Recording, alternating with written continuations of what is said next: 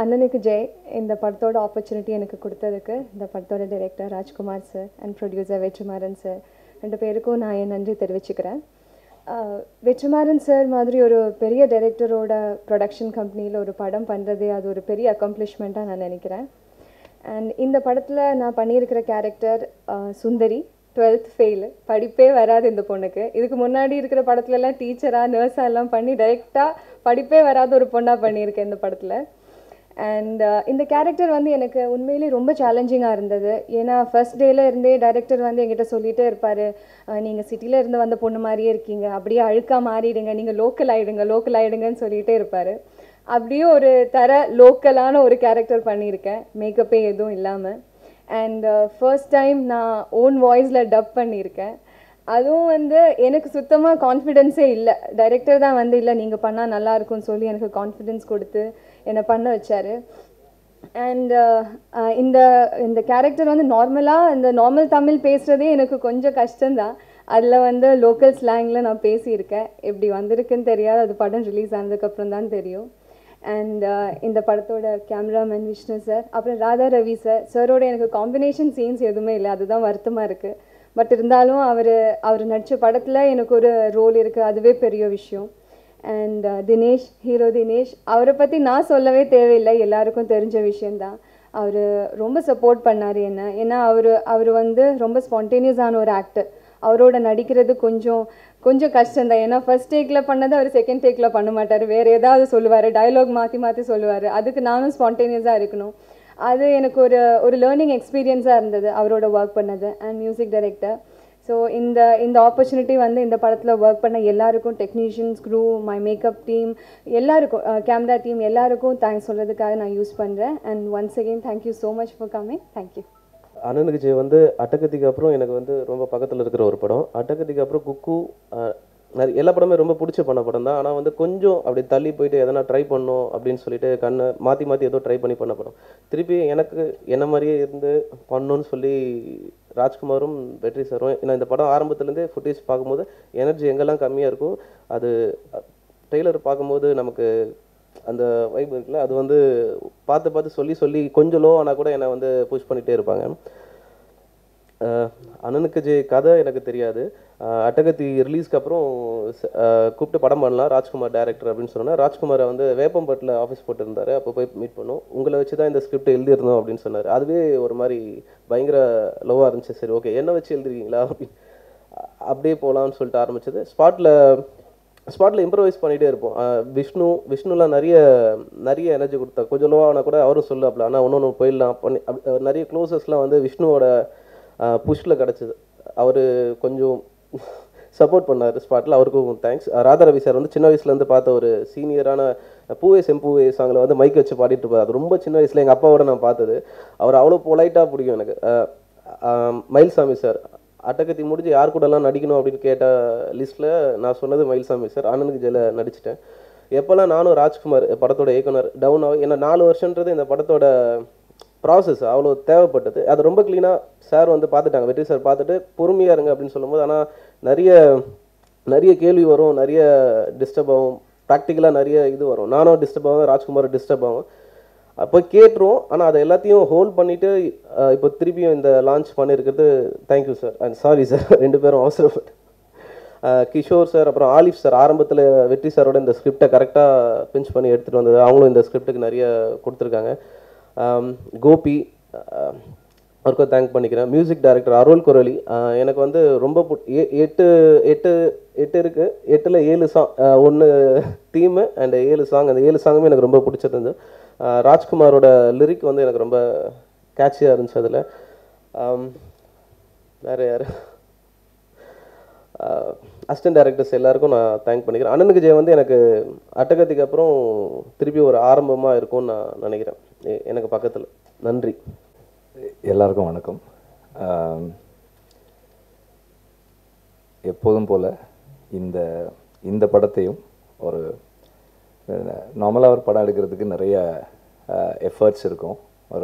ஒரு ஃபில்ம் மேக்கராக ஒரு ஸ்கிரிப்ட் ரைட்டராக நிறைய சேலஞ்சஸ் இருக்கும். ப்ரொடியூசராக இருக்கும்போது அது இன்னும் கொஞ்சம் extra effort, extra pressure. And வேறு மாதிரியான சேலஞ்சஸ் ஃபேஸ் பண்ண வேண்டியிருக்கும். ஸோ இப்படி ஒவ்வொரு எல்லா நிலையிலையுமே வந்து சினிமா எடுக்கிறது சவாலானது.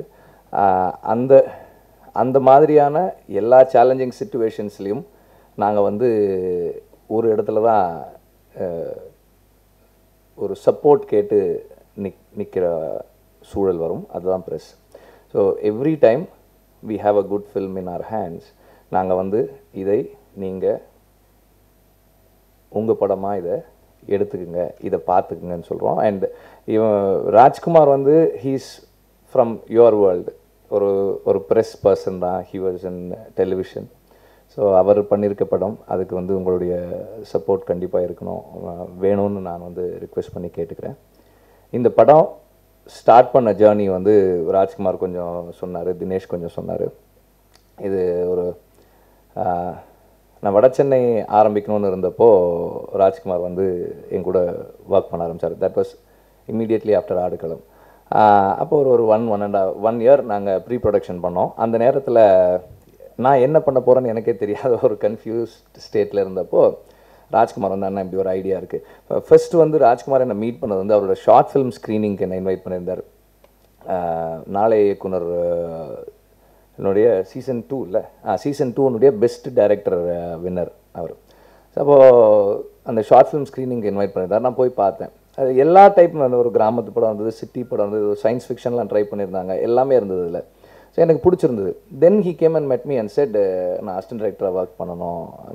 நான் எல்லாருமே வந்து டைரெக்டாக படம் பண்ணுறாங்க, நீ ஏன் ஒர்க் பண்ணணும்னு நினைக்கிறேன்னா, இல்லை கொஞ்சம் கற்றுக்கிட்டா நல்லாயிருக்கும்னு தோணுதுண்ணா எனக்கு. சரி தென் கம் அப்படின்னு நான் இமீடியட்டாக சரி வான்னு சொல்லி சொன்னேன். He was working. அப்போ இந்த ஐடியா சொன்னார், இப்படி ஒரு ஐடியா இருக்குண்ணா, நல்லா இருக்குமா, நல்லா இருக்குது, ஒர்க் பண்ணலாம். ஏன்னா it is not just a political satire, it is also a film on values. ஒரு ஒரு ஒரு ஒரு தந்தைக்கும் மகனுக்குமான ஒரு கதை இது.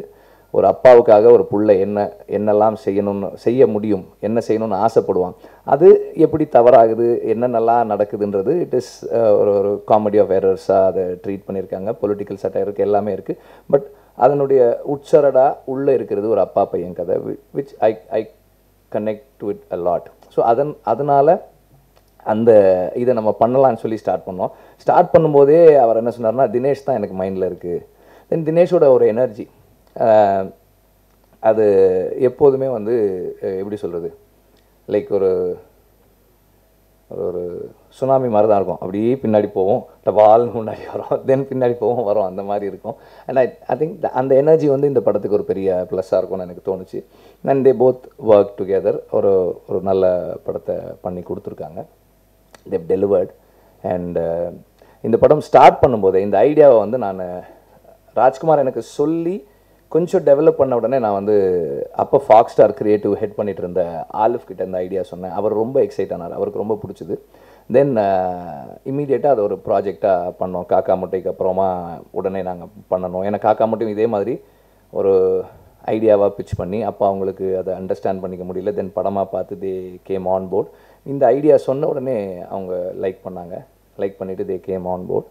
அப்போதுலேருந்து அவங்க தேவ் பீன் வித் அஸ்.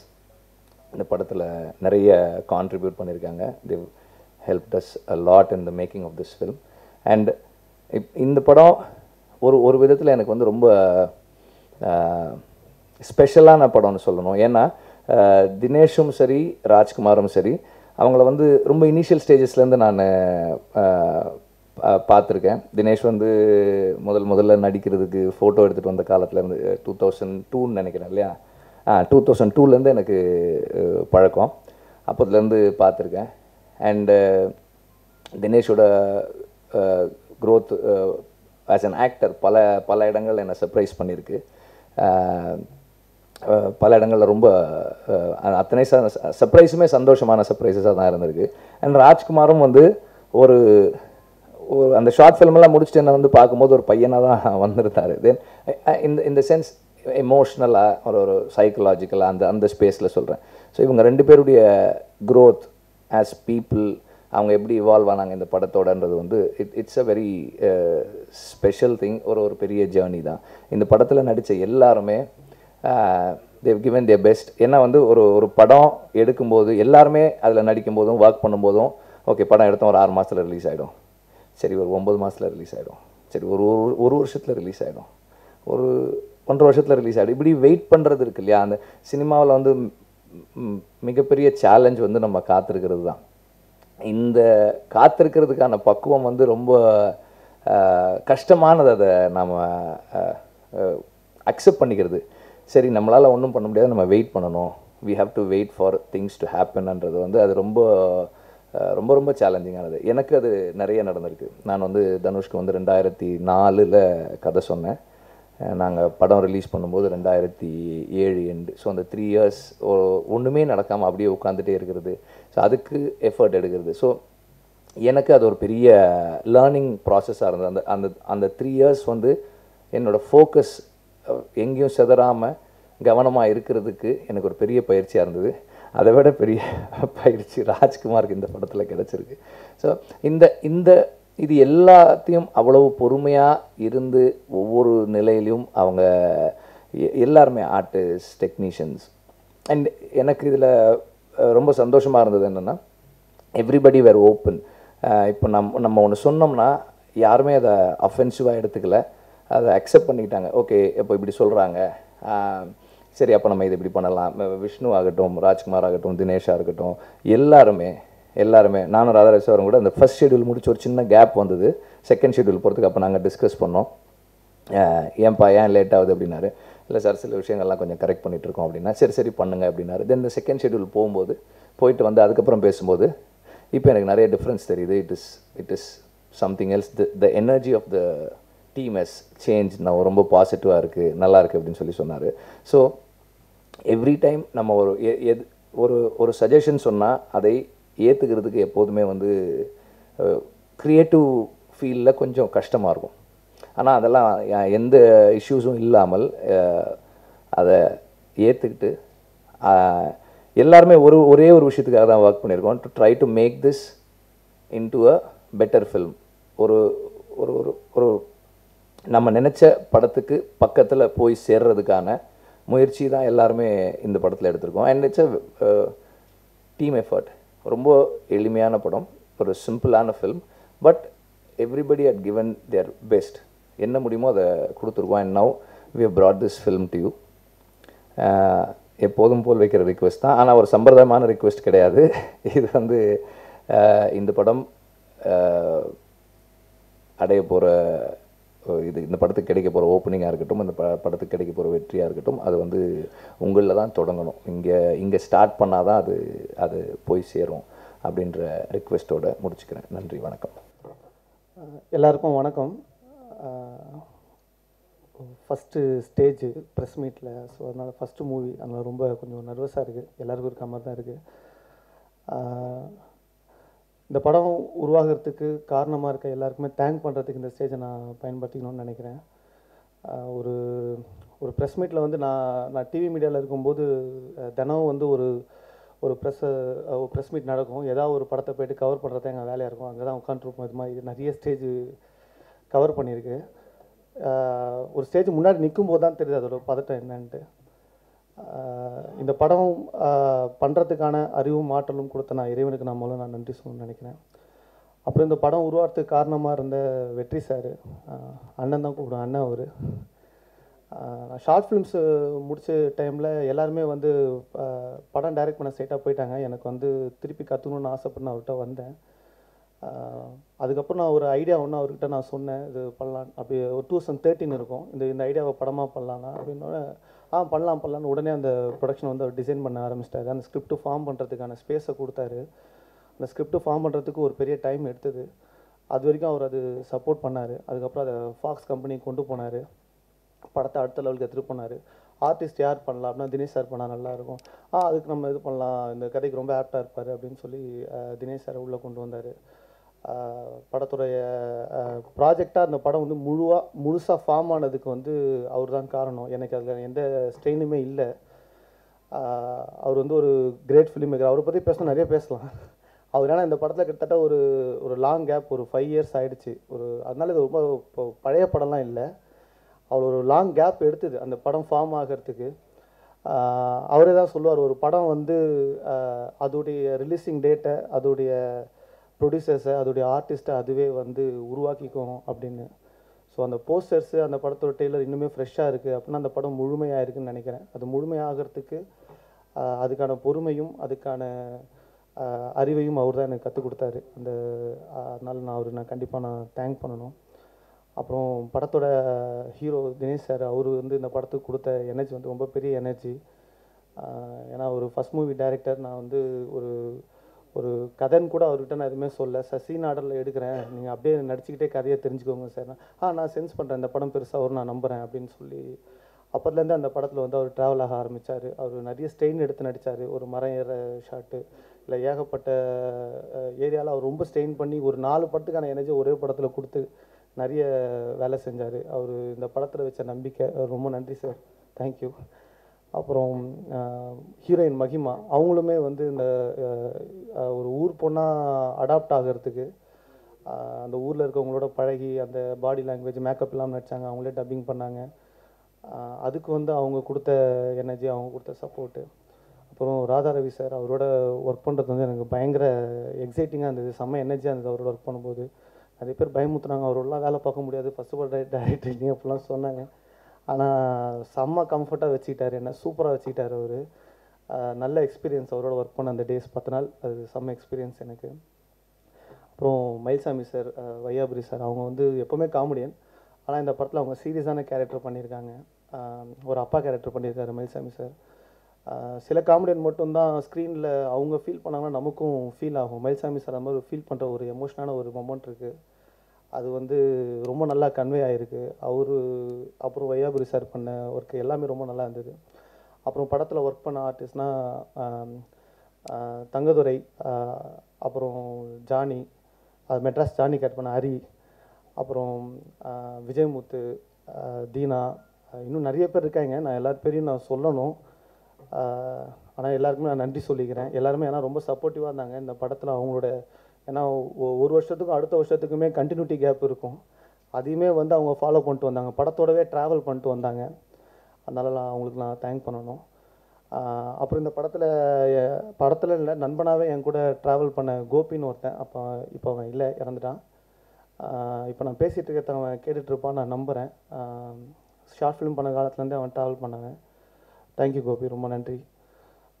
அப்புறம் இந்த படத்தில் இந்த ஸ்கிரிப்ட் ரைட்டர்ஸ் என் கூட ஒர்க் பண்ண மீரான், ராஜேஷ், அப்புறம் தங்கதுரை ஒர்க் பண்ணியிருக்கான், மணிகண்டன், இவங்க எல்லாருமே சேர்ந்து வந்து இந்த ஸ்கிரிப்ட் ஃபார்ம் ஆகிறதுக்கு வந்து ரொம்ப ஹெல்ப்ஃபுல்லாக இருந்தாங்க. அவங்க எல்லாருக்குமே நான் தேங்க் பண்ணணும். இது வந்து ஒரு பொலிட்டிக்கல் சாட்டையர் மூவி. இந்த ஐடியாவை வந்து நான் வெற்றி சார்ட்ட பிச் பண்ணும்போது இதை பண்ணலான்னு அவர் கொடுத்த ஸ்பேஸு, இல்லை ஒரு கமர்ஷியலான கதை கொண்டு வா, இல்லை ஒரு இந்த சாங்கு, ஒரு குத்து சாங்கு அப்படிலாம் இல்லை. ஒரு பெரிய ஃபிலிம் மேக்கராக ஒரு நல்ல கதைன்னு அவர் ஐடென்டிஃபை பண்ணி அப்போ தான் நான் ஓகே. இப்போ எனக்கு வந்து அவர் சாட்டிஸ்ஃபை ஆகிட்டானாலே எனக்கு போதும், ஆடியன்ஸ் சாட்டிஸ்ஃபை ஆகிறது கூட செகண்ட் தான். ஏன்னா வந்து வெறும் ஒரு ப்ரொடியூசரை கன்வின்ஸ் பண்ணுறதுன்றது வேறு, ஆனால் ஒரு பெரிய ஃபிலிம் மேக்கரை அவர் கன்வின்ஸ் பண்ணி எனக்கு வந்து இந்த கதை முடிகிற வரைக்குமே அவர் சூப்பர்வைஸ் பண்ணார், போஸ்ட் ப்ரொடக்ஷன் வரைக்குமே. எந்த அசிஸ்டன்ட் டைரக்டருக்குமே அது கிடைக்காத ஒரு வாய்ப்பு. ஒரு 4 படத்தில் போய் ஒர்க் பண்ணாலுமே டைரக்டர் எதுக்கு இந்த ஷார்ட்டை வச்சாலும் தெரிஞ்சுக்கிறதுக்கே 4 படம் ஆகிடும். ஆனால் நான் ரொம்ப ஷார்ட் டைம் இருந்தால் நான் ஒரு 7 வருஷம் ட்ராவல் பண்ணிட்டேன். ஆனால் இந்த படத்தில் வந்து அவர் எனக்கு சூப்பர்வைஸ் பண்ணதில் அது என்ன ஒரு முழுமையான படைப்புனா என்ன அப்படின்றது வந்து அவர்கிட்ட வந்து லைட்டாக அது எனக்கு கொஞ்சம் லைட்டாக வந்து சேர்ந்தது. அது வந்து லைஃப் டைம்லேயே என்றைக்குமே மறக்க முடியாத ஒரு எக்ஸ்பீரியன்ஸ். அம்மா அப்பாவுக்கு அப்புறம் அவர் கூட தான் நான் அதிகமாக ட்ராவல் ஆகியிருக்கேன், அதனால் அவர் என்றைக்குமே மறக்க முடியாது. அவர்கிட்ட கற்றுக்கிட்டதை ஓரளவுக்கு லைட்டாக முயற்சி பண்ணியிருக்கேன். படத்தை பார்த்துட்டு சொல்லுங்கள் எப்படி இருக்குன்ட்டு. தேங்க்யூ வெரி மச், நன்றி. அவங்களுக்கு நான் நன்றி சொல்லணும். ஏன்னா ஒவ்வொரு ஆணோட வெற்றிக்கு பின்னாடியும் ஒரு பொண்ணு இருப்பா அப்படின்னு சொல்லுவாங்க, அது சும்மா வார்த்தை இல்லை அப்படின்றத வந்து நான் உணர்ந்தேன். ஏன்னா இப்போ நான் வந்து ஷார்ட் ஃபிலிம் பண்ணும்போது சரி எர்றான்னு சொல்லி எங்கள் அம்மா என்னை விட்டாங்க, அவங்க கொடுத்த ஒரு சப்போர்ட்டு. அப்புறம் அவங்க என்னை லவ் பண்ணி கல்யாணம் பண்ணோம். கல்யாணம் ஆகிற டைமில் அவங்க என்ன சொன்னாங்கன்னா, கல்யாணம் ஆகி நம்ம 2 பேர் சேர்ந்து முதல்ல பார்க்குற படம் வந்து உன் படமாக தான் இருக்கணும் அப்படின்னு சொன்னாங்க. 2013 ஜனவரியில் சொன்னாங்க. அவங்களுக்கு தெரியாது 6 வருஷம் ஆகும்னு, ஆனால் 6 வருஷம் அவங்க வெயிட் பண்ணாங்க, இப்போ வரைக்கும் வெயிட் பண்ணாங்க அந்த ஃபஸ்ட் டே ஷோக்காக. ஸோ அவங்க சரி எப்படியும் படமாக பண்ணுவான் அப்படின்னு அவங்க வச்ச அந்த நம்பிக்கை வந்து இந்த படத்தை வந்து உருவாக்கிடுச்சுன்னு நான் நினைக்கிறேன். அவங்களோட நம்பிக்கையுமே கூட ட்ராவல் ஆகிட்டுருக்கு. அவங்களுக்கு நான் தேங்க் பண்ணணும். என்னோடய 2 பொண்ணுங்க இலக்கியா, யாழினி. ஸோ இவங்களாம் தான் எனக்கு வந்து அந்த எனர்ஜியை கொடுத்துட்ருக்காங்க. கல்யாணம் ஆகிறதுக்கு முன்னாடி ஸ்கிரிப்ட் எழுத ஆரம்பித்தேன். இப்போ என் பொண்ணுக்கு 5 வயசு ஆகுது. அது வந்து ஒரு ட்ராவல். இந்த ட்ராவல் அவங்களோட எனர்ஜியில் தான் வந்து இது எனக்கு வந்தது. ஸோ நான் அவங்க எல்லாருக்குமே நான் தேங்க் பண்ணணும். இது ஒரு பர்சனல் தேங்க்ஸ். தேங்க்யூ. இருக்கும் வணக்கம். இது எனக்கும் முதல் படம் தான் அது. இந்த படத்தில் ஒர்க் பண்ணுறதுக்கு சான்ஸ் கொடுத்த எங்கள் டைரக்டர் ராஜ்குமார் அவர்களுக்கும், அப்புறம் எங்கள் படத்தோட ப்ரொடியூசர் டைரக்டர் வெற்றிமாறன் சார் அவர்களுக்கும், இந்த இடத்துல நிற்கிறோம் அப்படின்னாக்கா அதுக்கு காரணம் வந்து எங்கள் குருநாதர் வேல்ராஜ் சார் அவங்களுக்கும் நன்றி சொல்கிறதுக்கு இந்த வாய்ப்பை நான் பயன்படுத்திக்கிறேன். சாரோட படத்தில் தான் ஃபஸ்ட்டு அசிஸ்டண்ட்டாக நான் சேர்ந்தேன். எனக்கு ஆடுகளம் தான் ஃபஸ்ட்டு படம். அந்த பேனர்லேயே ஒரு படம் பண்ணுறதுன்றது வந்து பெரிய கொடுப்பனை தான். அது நமக்கு அமைஞ்சிருக்கிறது வந்து பெரிய சந்தோஷம். நன்றி. பதட்டத்தில் நானும் சொல்லாமல் விட்டுட்டேன். இந்த படத்தில் ஒர்க் பண்ணும்போது வந்து தினேஷ் அண்ணாக்கு ஒரு பெரிய நன்றி சொல்லணும். ராதாரவி சார், நான் வந்து ஷூட்டிங்கில் வந்து ரொம்ப பயந்தது வந்து ராதாரவி சாருக்கு ஃப்ரேம் வைக்கும்போது மட்டும்தான் பயப்படுவேன். எல்லோரும் அவர் சொன்ன மாதிரியே தான், ரொம்ப சீனியர் ஆர்டிஸ்ட்டு வைக்கும்போது நமக்கு ஒரு பதட்டம் இருந்துகிட்டே இருக்கும். ஒரு 1 மோர் கேட்குறதோ இல்லை லைட்டிங் அட்ஜஸ்ட் பண்ணுறதோ எதுவாக இருந்தாலும். அந்த மாதிரி எந்த பதட்டமும் நமக்கு அவர் கொடுக்கவே இல்லை. நம்ம போய் கேட்டாக்கா ரொம்ப இதுவாக இருப்பாப்புல, சார் இந்த இடத்துல இந்த மாதிரி தப்பு பண்ணிட்டா ஒரு 1 மோர் எடுத்துக்கலாமா சார் அப்படின்னா அதுக்கு எதுவுமே சொல்ல மாட்டார். ஓகே 1 மோர்னா 1 மோர், அவ்வளோதான். அது மாதிரி நமக்கு எந்த பதட்டத்தையுமே கொடுக்காம இருந்தாங்க. அதனால் அவங்களுக்கு ஒரு பெரிய நன்றி இந்த நேரத்தில் சொல்லிக்கிறேன். அப்புறம் ஹீரோயின், அப்புறம் மயில்சாமி சார், எல்லாருக்கும் நன்றி. தாமதமாக வந்ததுக்கு மன்னிக்கணும். ரொம்ப தூரத்தில் இருந்து வந்து ரொம்ப டிராஃபிக் ஆகிடுச்சு வழக்கம் போல். அண்ணனுக்கு ஜெய் வந்து எனக்கு ரொம்ப ஒரு ஸ்பெஷலான ஒரு படம். அவங்க சொன்ன மாதிரி பிசாசு, துப்பறிவாளன், இது மாதிரி என்னோடய பழைய ஒர்க் எல்லாமே பேத்தோஸு, அழுவ வைக்கிறது, ரொம்ப டீப்பாக அப்படியே இன்டென்ஸு அந்த மாதிரியே போயிட்டு இருந்தது. அதில் வந்து கொஞ்சம் வெளிச்சம் போட்டு ஒரு ஜாலியாக ஒரு 3 லவ் சாங்கு, அதுக்கப்புறம் ஒரு கானா சாங்கு, ஒரு டெத் மெட்டல், ஜாஸ், இந்த மாதிரி வேறு ஜானர் ஒர்க் பண்ணுறதுக்கான ஒரு ஸ்பேஸ் எனக்கு இந்த படத்தில் கிடச்சிது. ஸோ அதுக்கு வந்து நான் டைரக்டர் ராஜ்குமாரையும் வெற்றிமாறன் சார் ரொம்ப தேங்க் பண்ணிக்கிறேன். ரொம்ப ரொம்ப பெரிய எக்ஸ்பீரியன்ஸ் எனக்கு ஆக்சுவலாக இது. ஒரு ஒரு ஒரு என்ன சொல்ல, ஒரு மொஃபசல் ஏரியா, ஒரு ரூரலான ஒரு பேக்ட்ராப்பில் ஒரு ஜாஸ் வச்சா எப்படி இருக்கும், ஒரு டெத் மெட்டல் ஒரு சாங் பண்ணால் எப்படி இருக்கும், அந்த மாதிரி ஒரு என்ன ஒரு எக்ஸ்ட்ரீமான ஒரு எக்ஸ்பெரிமெண்ட் எனக்கு இதில் பண்ணுறதுக்கான ஸ்பேஸ் கிடச்சிது. ஒரு என்ன சொல்கிறது, ஒரு அப்பாவுக்கும் ஒரு பையனுக்கும் இருக்கிற ஒரு ரிலேஷன்ஷிப்பு, அதில் இருக்கிற ஒரு டீப்பரான ஒரு எலிமெண்ட்டு, அதுக்கப்புறம் ஒரு பொலிட்டிக்கலான ஒரு பேக்ட்ராப் இருக்குது, அதுக்கப்புறம் வந்து ஒரு பாஸ்ட்டில் வந்து ஒரு தொலைஞ்சு போன ஒரு தொழில். ஸோ இந்த மாதிரி ஒரு நிறையா லேயர்ஸ் இருக்கிற ஒரு படம். ஸோ அதனால் எனக்கு பேக்ரவுண்ட் ஸ்கோர்லேயும் வந்து ஒரு என்ன வேறு ஒரு டைமென்ஷன்ஸ் காட்டுறதுக்கான ஒரு பிளாட்ஃபார்ம் இந்த படத்தில் கிடச்சிது. நான் ரொம்ப தேங்க் பண்ணிக்கிறேன் இந்த ஸ்கிரிப்ட் எனக்கு கிடச்சதுக்கு. Thank you Vetrimaaran sir, thank you Rajkumar. படத்தில் ஒர்க் பண்ண தினேஷ், மஹிமா, என்ன சொல்கிறது, அவுட்ஸ்டாண்டிங் பர்ஃபார்மன்ஸ் 2 பேரும் சொல்லவே தேவையில்லை. நம்ம முன்னாடிலேருந்தே பார்த்துட்ருக்கோம்.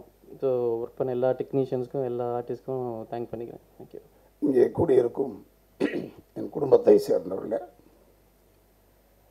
எனக்கு முன்னால் உரையாற்றிய இந்த நம்ம அண்ணனுக்கு இந்த மொத்த டீம், என்னுடைய தயாரிப்பாளர் அன்பு சகோதரர் வெற்றிமாறன் அவர்கள், அப்புறம் இயக்குனர் ராஜ்குமார், தினேஷ் அவர்களுக்கும், மியூசிக் டைரக்டர், அப்புறம் கேமராமேனு, மொத்தமுள்ள அத்தனை தொழில்நுட்ப கலைஞர்களுக்கும், பத்திரிகையாளர் நண்பர்களுக்கும், என்னை வாழ வைத்துக் கொண்டிருக்கும் இந்த இன்டர்நெட் மக்களுக்கும் என்னுடைய நன்றியை தெரிவித்துக் கொள்வேன். ஏன்னா நான் எப்போயும் அதை சொல்லுவேன், நிறைய பேர் பார்த்துருப்பீங்க. ஏன்னா நான் எல்லாத்தையுமே ஃபாலோ பண்ணுறேன். ஸோ ஒரு வெற்றிமாறன் வந்து முதல்ல என்ன ஒரு டப்பிங் ஆர்டிஸ்ட்டாக எனக்கு சம்பளம் கொடுத்துருக்காரு ஆடுகளத்தில். அவர் டைரக்டர், ஆனால் நான் டப்பிங் ஆர்டிஸ்ட் தான், நடிகரில். அதுக்கு பிறகு இந்த படத்தில் அவர் தயாரிப்பாளரை எனக்கு சம்பளம் கொடுக்குறாரு. நான் நடிச்சிருக்கேன் அதில்.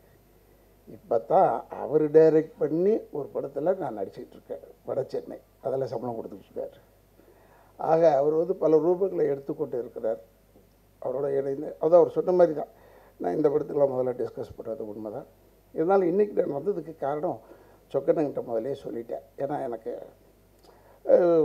உங்களுக்கு தெரியும் சில மனக்குழப்பங்கள் அதிலெல்லாம் இருந்ததுனால, முடிஞ்சால் வரேன்ன, இல்லைன்னா ப்ரெஸ் மீட் வர கரெக்டு.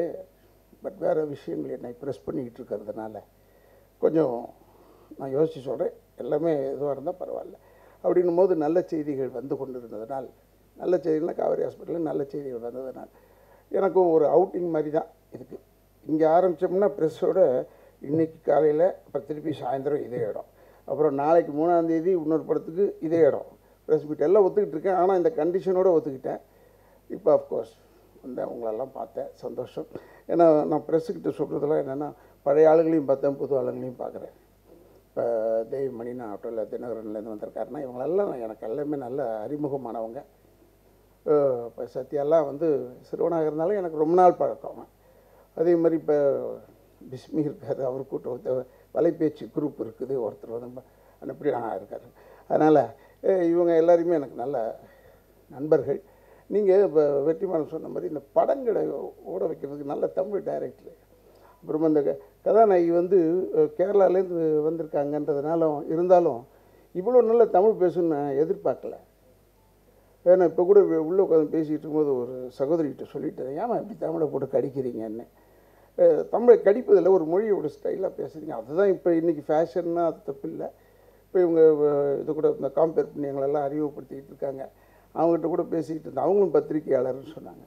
அதனால் தமிழை ரொம்ப அற்புதமாக பேசணும். வெற்றிமாறன் சார் நானும் பேசிக்கிட்டு இருக்கும்போது சொன்னேன், இவ்வளோ நல்லா பேசுதுங்க தமிழன்னு. அது அந்த ஆர்வம் தான் வெற்றி வரும் எப்பயுமே. இப்போ சகோதரர் தினேஷ் ஆகட்டும், தினேஷுக்கு வந்து சினிமாவை தவிர நடிக்கிறத தவிரன்றதெல்லாம் சொன்னாங்க. எனக்கே நடிக்கிறத தவிர அவர் ஒன்றுமே தெரியாது. நான் அதனால தான் எதையும் பற்றியும் நான் கவலைப்படுறதில்லை, நான் பாட்டு நடிச்சிட்டு இருப்பேன்.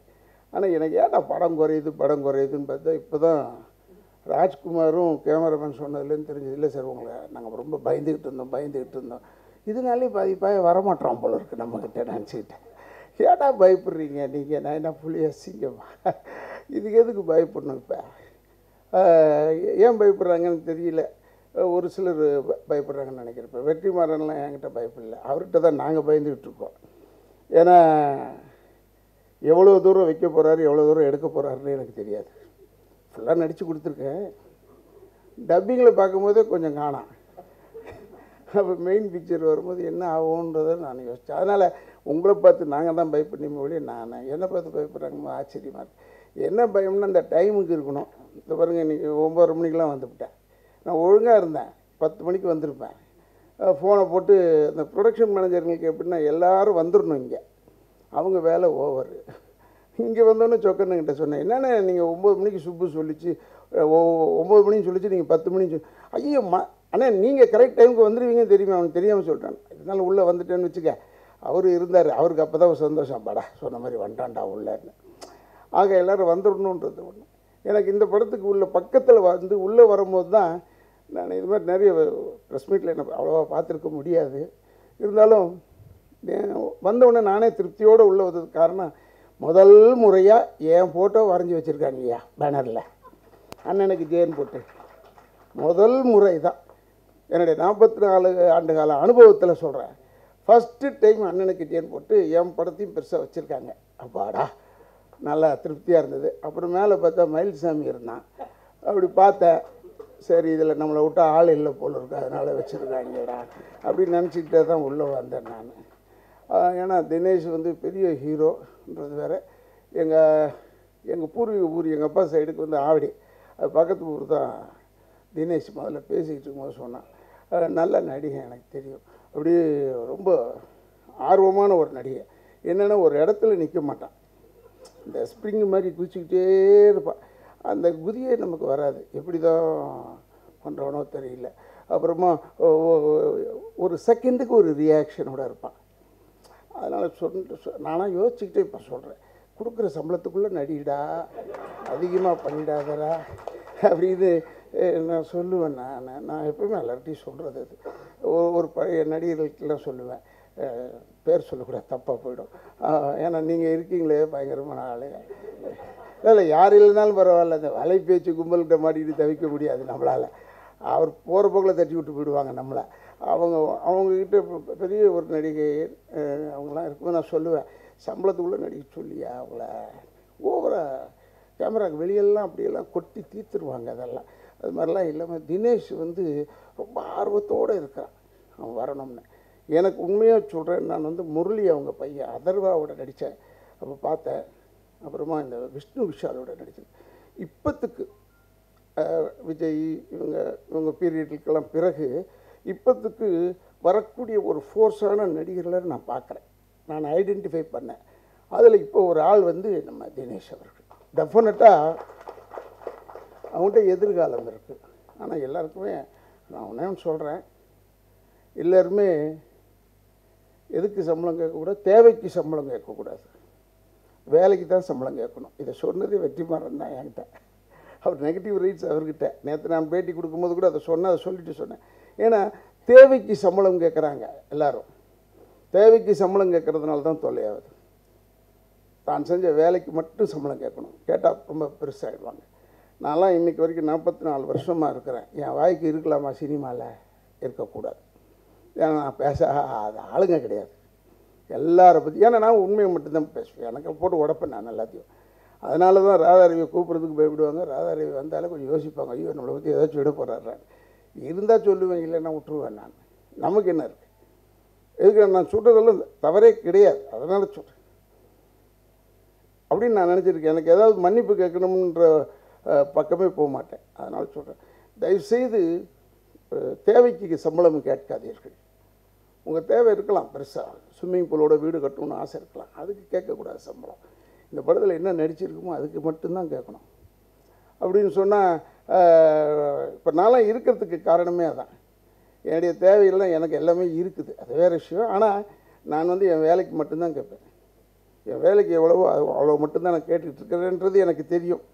ஏன்னா என்னை வந்து புக் பண்ணுறதுக்கு காரணமே நல்ல நடிகர் சார்னு வெளியே சொல்லுவாங்க, ஆனால் சம்பளம் குறைச்சலாக கேட்பான்டாவன்ற மனசுக்குள்ளே இருக்கு அவங்கக்கிட்ட. இல்லைன்னா என்னை புக் பண்ண வரமாட்டாங்க யாரும். ஏன்னா நான் சம்பளம் கொஞ்சம் குறைச்சி கேட்குறேன்னு. அதுக்கு சம்பளம் குறைச்சி கேட்கல, இது போதுமே, அதுக்கு மேலே என்ன செய்ய போகிறோம்?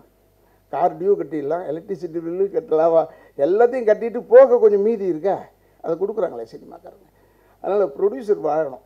ப்ரொடியூசர் வாழ்ந்தால் தான் நமக்கு, ப்ரொடியூசரும் டைரக்டரும் நமக்கு ரெண்டு கண்ணு மாதிரி. இந்த ராஜ்குமார் வந்து எனக்கு கதை சொல்லும் போது ரொம்ப அமைதியாக இருந்தான். இப்போ இப்படி என்னடா டைரக்டர் இவன், அந்த பந்தாவை அந்த இது பண்ணணும்ல சினிமாவில், அப்படி தான் மிரட்டுற அளவுக்கு இருக்கணும். இந்த மாப்பிள்ளை சிங்கன்னு ஒரு பையன் டைரக்ட் பண்ணார், ராமன். ஆனால் ராமு வருவாருங்க, அவரை கேட்டுங்கன்னு சொன்னாங்க. டைரக்டர் எங்கடா டைரக்டர் வர்றாரு மாதிரி உட்காந்துருக்கான் என் ரூமில். நீ ஏடா டைரக்டருங்க? ராமன் இவ்வளோண்டா இருந்தான் இல்லையா, திருக்குறள் மாதிரி 2 லைன் அர்த்தம் பெருசு, கதை சொன்னால் என்னை உட்கார வச்சிட்டான். அந்த மாதிரி இந்த ராஜ்குமார் ஏதோ நம்மளை பார்த்து பயந்து வந்திருக்கான் போல இருக்கு, என்னன்னே தெரியல, அப்படியே இருப்பான் ஆள். அந்த ஸ்பிரிட் இல்லை அவன்கிட்ட. அப்போ வெற்றிமாறன் சொன்னது உண்மை. ஃபர்ஸ்ட் ஷெடியூல் பூரா அவனுக்கு ஸ்பிரிட் இல்லை. அவன் ஏதோ ஒரு கனவு உலகத்திலேயே நம்ம வருவோமா நினச்சிட்டு இருந்த டைம் இருக்குது பாருங்க, அதையே இருக்கான். இப்போ ஐயோ டைரக்டர் ஆகிட்டு எப்படா அதையும் யோசிச்சா எப்படி அது? அப்போ நான் ராஜ்குமார்கிட்ட சொன்னேன், என்னடா எப்படி இருக்காங்க? அப்புறம் சார் நானும் வெற்றிமாறன் சார் எல்லாம் பேசும்போது, நல்லா பண்ணிகிட்ருக்கான் சார், அவனுக்கு தைரியம் தான் உண்டாக்கணும், நம்ம இந்த கலாய் பூசுகிற வேலை பண்ணணும் கொஞ்சம் அவனுக்குன்னு சொன்னேன். கலாய் பூசுறதுன்னு உங்களுக்கு தெரியும், இந்த ஓட்ட விழுந்த பித்தளை பாத்திரத்தை ஒரு நெருப்பு வர்ற இடத்துல வச்சுக்குவாங்க. ஆனால் அந்த நெருப்பு அடிக்கிறவன் எங்கே இருப்பானா அங்கே உட்காந்துருப்பான் தனியாக, விஸ்கு நமத்துவம் இங்கே நெருப்பு வரும், அதில் ஈயத்தை காய்ச்சார். அந்த மாதிரி கொஞ்சம் வேலை செய்யணும் சார் சொல்லிகிட்டு இருந்தேன். அது மாதிரி அவரும் சில அறிவுரைகளை கொடுத்து 2 ஷெடியூலில் நல்லா ஒர்க் பண்ணிகிட்டு இருந்தேன். பட் ஒரு பெரிய ஒரு வெற்றி அவனுக்கு இருக்குது, நிச்சயமாக வெற்றி இருக்குது. எதுக்கு சொல்கிறேன்னா, இப்போ கூட அவன் சொல்லும்போது சொன்னான், நான் மறந்துட்டேன் சார் வந்து சொல்லும் போது எனக்கு அப்போ தான் தெரியும், உனக்கு 2 குழந்தைங்களா அவனுக்கு. ஏடா நான் வயசுக்கு உள்ளே போட்டு உட்காந்துக்கிட்டு இருக்கான், ஆளே தெரியலையே, 2 குழந்தைங்க, கல்யாணம் ஆகிடுச்சின்னு. நீ உண்மையிலேயே பாராட்டணும். இந்த படம் வந்து 6 வருஷம் ஆச்சு, 5 வருஷம் ஆச்சுன்னு சொன்னேன். இந்த 5 வருஷம் ஆனதுனால தானடா 2 குழந்தை பெக்க முடிஞ்சது ஒன்றால்.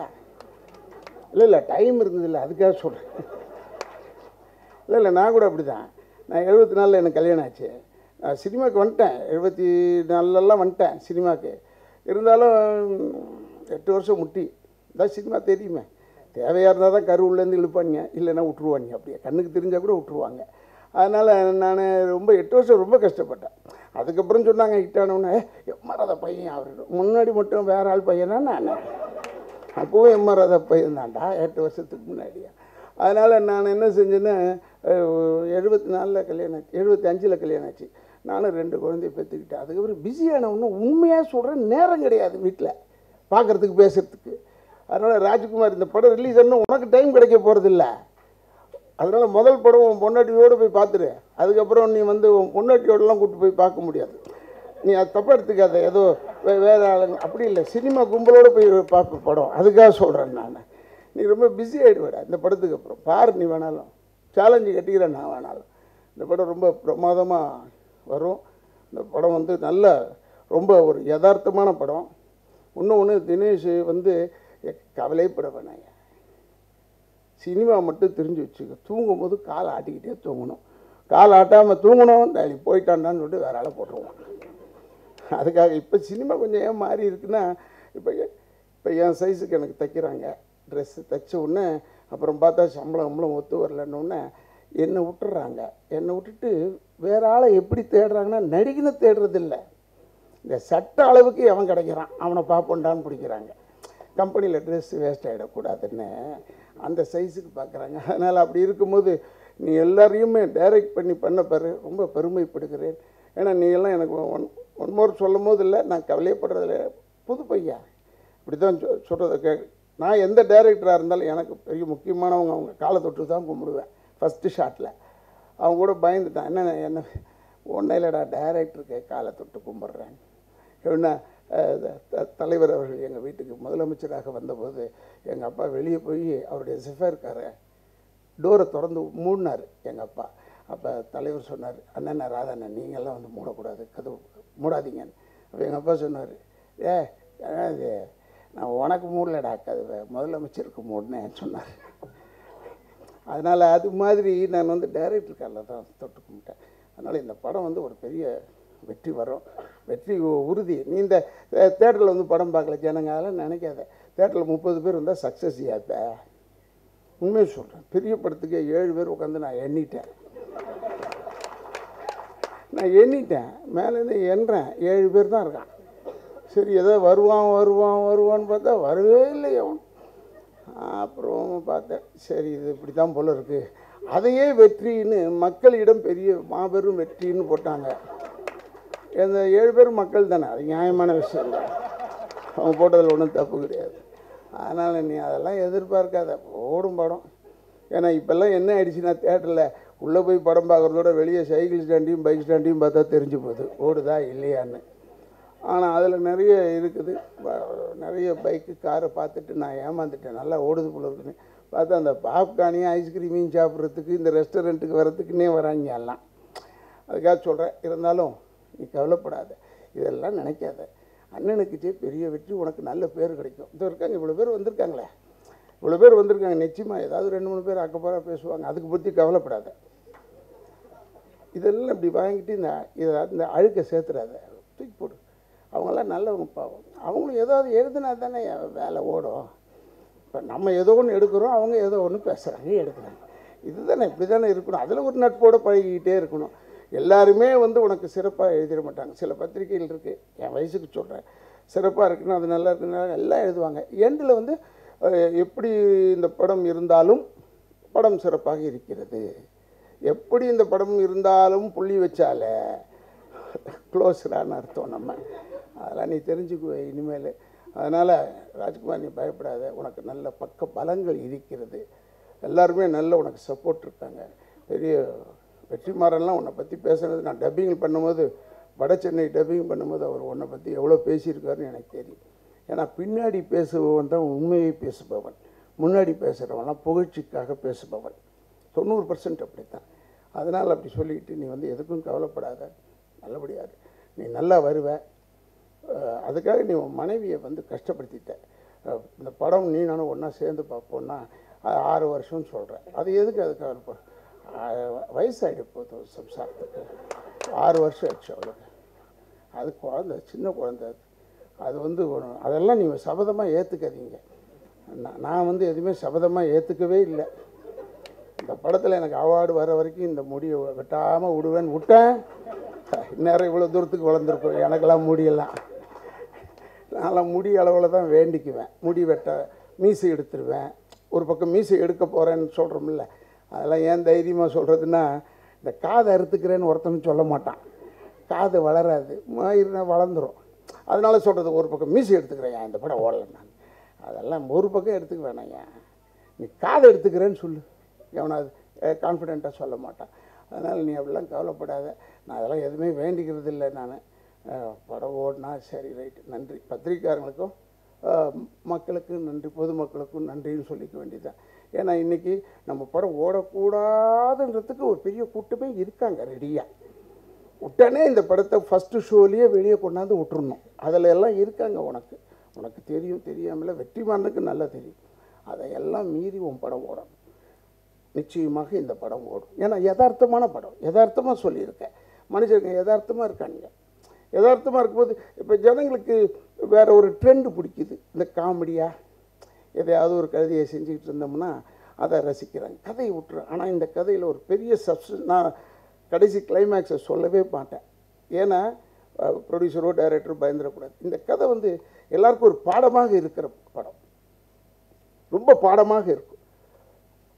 இதுதான் இந்த நாட்டு நடப்பு அப்படி தெரியணும்னா அண்ணனுக்கு ஜெய பார்க்க வேண்டும் என்று சொல்லி, நான் நடித்ததுக்காக சொல்ல மாட்டேன், நான் எப்பேற்பட்டதை தான் சொல்லுவேன்னு சொல்லி தயவு செய்து. ஏன்னா நீ இந்த பெரிய படம் ரிலீஸ் ஆகுது, வெற்றிமாறன்கிட்ட சொல்கிறேன், நீங்கள் அதுக்கெல்லாம் கவலைப்படாதீங்க. பெரிய படம் ரிலீஸ் ஆனால் ஆகலைன்னா என்ன, நிச்சயமாக உங்கள் படம் அந்த 10 தேட்டரில் ஓடிக்கிட்டே இருக்கும். இப்போ நான் பார்க்குறேனே வெற்றி 100வது நாளை நோக்கின்னு ஒரு சில படம் பார்த்தேன், ஒரே தேட்டரை போட்டிருக்கான். ரிலீஸ் ஆனது 300 தேட்டரு, ஒரு தேட்டரை போட்டிருக்கான். எங்கே? வேலூர் பக்கத்தில் தேட்டரு, எவனும் போய் பார்த்துடக்கூடாதுன்னு. அது எப்படின்னா அங்கே சேதாப்பட்டியில் வாடகைக்கு இருக்கிறவன் தேனாம்பட்டிக்கு இடம் எடுப்பான். என்னை கேட்டு பாருங்கள், சேதாப்பட்டியில் வாடகை கரெக்டாக கொடுப்பாங்க 1ஆம் தேதி. ஆனால் அங்கே போய் கேட்டால் தான் இவன் லட்சணம் தெரியும். வேலை கொடுக்கவே மாட்டாங்க, மாதம் பூரா கெஞ்சணுங்க இவங்ககிட்ட. என்ன அது மாதிரி இவங்க தூரமாக இருக்கிற தேட்டரை போட்டிருக்காங்க. நான் பார்த்தேன் ஒரு படம் வெற்றிகரமாக ஓடிக்கொண்டு இருக்கிறதுன்னு. அதனால் அங்கே நல்லா ஓடட்டும். அதெல்லாம் உண்மையாகவே உன் படம் நல்லா ஓடணும், பெருசாக வரணும். என்னுடைய தந்தை நடிகர் எம். ஆர். ராதா அவருடைய ஆசையையும் என்னுடைய தாயார் தனலட்சுமி அவரோட ஆசையும் வேண்டிக்கிட்டு, யங்ஸ்டர்ஸ் இருக்கீங்க, நான் எப்பவுமே கொடுக்குற ஒரே ஒரு சின்ன ஒரு தாட் என்னன்னா, தயவுசெய்து இளைஞர்கள் உங்கள் தாய் தந்தையரை முதியோர் இல்லத்தில் சேர்த்து விடாதீர்கள், அவங்க கூடவே வச்சுங்க. அதான் ஒரு இனிமை. தம்பி கூட சொல்லும்போது, தாயாரை பற்றி சொல்லும்போது நான்லாம் வருத்தப்பட்டேன். ஏன்னா எனக்கு என் தாயார் கிடையாது, தந்தை கிடையாது. அதனால் நீங்கள்லாம் தான் என்னுடைய சகோதரனாக நான் நினைத்து கொண்டு இருக்கிறேன். நேற்று நான் சொன்னேன், கேமராமேன் சொன்னார், டைரக்டர் சொன்னார், முதல்ல ராதாரவினா பயந்தான், பயப்படவே வேணாம். எங்கள் அம்மா 2009 செத்து போச்சு. செத்து போனதுலேருந்து 60% ராதாரவி செத்துட்டான். இப்போ 40% தான் இருக்கேன். இந்த 40% பார்த்தே பயப்படுறேன்னு சொல்கிறியே, இன்னும் 60% சேர்த்தா எவ்வளோ பயப்படணும் நீங்கள்? நான் நினச்சிக்கிட்டேன். அதனால் இந்த படம் வெற்றி அடைய வேண்டும் என்று கேட்டுக்கொண்டு, என்னுடைய குடும்பத்தின் சார்பாகவும் திராவிட இயக்கத்தின் சார்பாகவும் நன்றியை கூறி விடை. இல்லை, அதான் எந்த கலருமே வரக்கூடாது அப்படின்றதுனால எந்த கட்சி கொடி கலருமே இல்லாத கலர் தான் எடுத்து போட்டிருக்கோம். வயலட், இது வயலட் தான் சார்.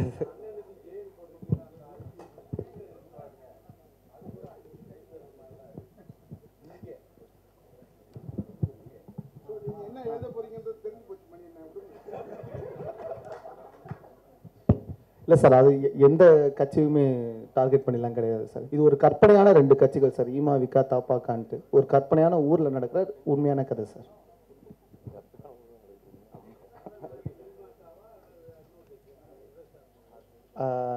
ரெண்டு கட்சியிலுமே இருப்பார், நீங்கள் படம் பார்த்தீங்கன்னா தெரியும் சார்.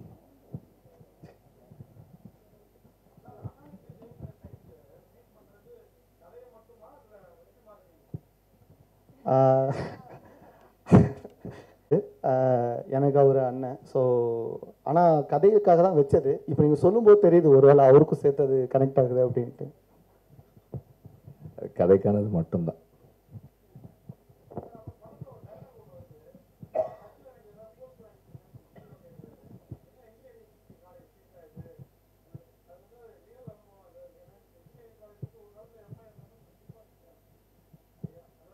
இல்லை, அது நம்ம நியூஸ்லேயே பார்க்குறோம்ல சார். அது இன்ஜினியரிங் காலேஜ் சீட்லாம் காலியாக இருக்குது, 30,000 சீட்டு காலியாக இருக்குதுன்னு சொல்கிறாங்க.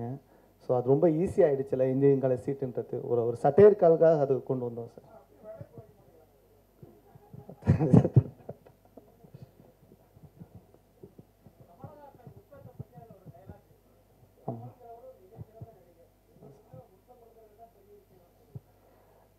அது மட்டும் பெரிய விஷயமா தெரியல சார். அந்த இடத்துல அவர் சரியாக முத்தம் கொடுக்கல, அதனால் அந்த இல்லை அது அது இல்லை அது அது என்னென்னா ஒரு பொது புத்தியில் இருக்கிற ஒரு சின்ன ஒரு ரிமார்க் தான் அது. அப்புறம் இந்த கேள்வி நீங்கள் எழுப்புனதால எழுப்புகிறேன். ஒரு நடிகருக்கோ ஒரு நடிகைக்கோ முத்தமிடுவது ஒரு அளவுகோலே கிடையாது. ஆனால் பல பத்திரிகைகள் அப்படி தான் எழுதுகிறாங்க. அதனால் அது எல்லாருமே அதை திருத்திக்கணும் தான். அது இன்கேஸ் அது நீங்கள் அது ஒரு அஃபென்சிவாக இருக்குது அப்படின்னா கண்டிப்பாக திருத்திக்க வேண்டியது தான் அது. பட் அது வந்து ஒரு கொலோக்கியலாக ஒரு ரெஃபரன்ஸாக இருக்கிறது அது. அதுதான் முதல்ல சொன்ன 5 வருடங்கள் அப்படின்னு சொல்லி சொன்னதில்ல, அதில் இருக்குது. அதெல்லாம் வேற ஒன்றும் இல்லை.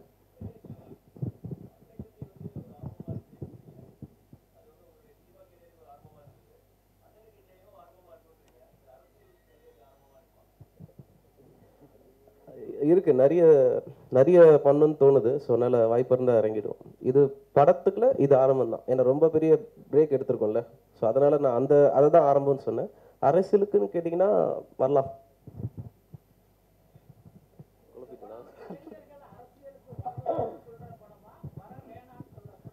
இல்லை, அதை டீல் பண்ணுற படம் இல்லை சார். இது வந்து ஒரு அரசியல் அமைப்பை சட்டையர் பண்ணுற படம். அவங்க வரலாமா வேணாமா, எல்லார் லைஃப்லையுமே அரசியல் கலந்துருக்கு. ஸோ யாருமே வரணும், அரசியலை புரிதலுக்காக இதை கொண்டு வந்திருக்கோம். இந்த படத்தை பார்த்தீங்கன்னா அரசியல் அமைப்புனா என்னன்னு நம்ம புரிஞ்சுக்கலாம். அது மாதிரியான ஒரு படம் இது.